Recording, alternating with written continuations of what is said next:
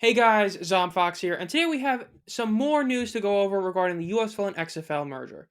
Now, these are some more rumors that have come out, and like the last few, it pretty much completely counters the last one. This is again going back to the 12 teams with all 8 USFL teams coming in, and these are both from a very respected journalist in Howard Balzer.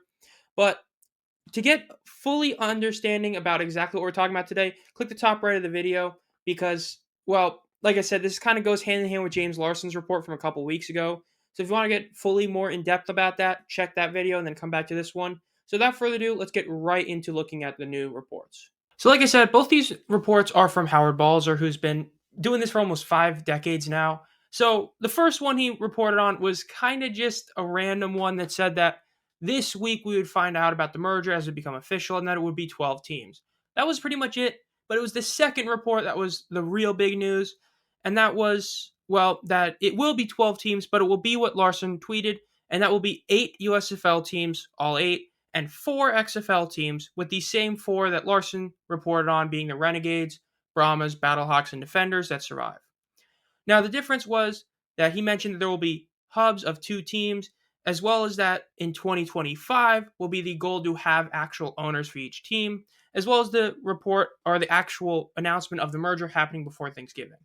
So, yes, he completely backtracked on his report of when the merger announcement would come out, literally a day later, which is hilarious.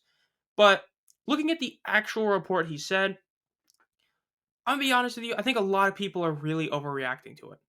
Look, I've seen a lot of people from, the likes of the comeback period to the likes of just people on Reddit looking at this and reading it as there'll only be 6 hubs with 2 teams in each hub. I don't know why you would get that from this. Well, yes, is it a possibility? Sure. Just like there's a chance that only 8 teams are in this merged league just as much as 16.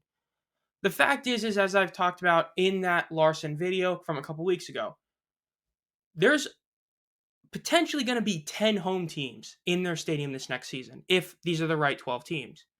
Look, when I made that Larson video, we only had 6 stadiums that were fully done with a home team. Since then, we've added Detroit for the Panthers, and we're up to 7. And at least last we know of, it's to the point of almost any day now we'll hear about Houston getting a stadium deal, which would make it to 8. And then there's the potential for New Orleans to get their stadium deal done, and of course Canton to get a team to put there.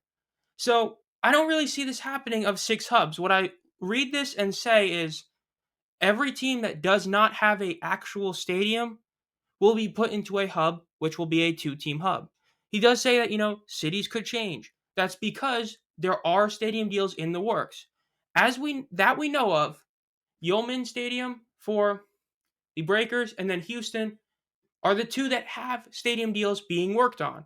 We know Houston is close. We don't know about New Orleans, but they could be done. And of course, Canton. You can't count that out. There's a good chance that we could see the Stars, the Maulers, the Generals change to Canton, or they could just make an expansion team.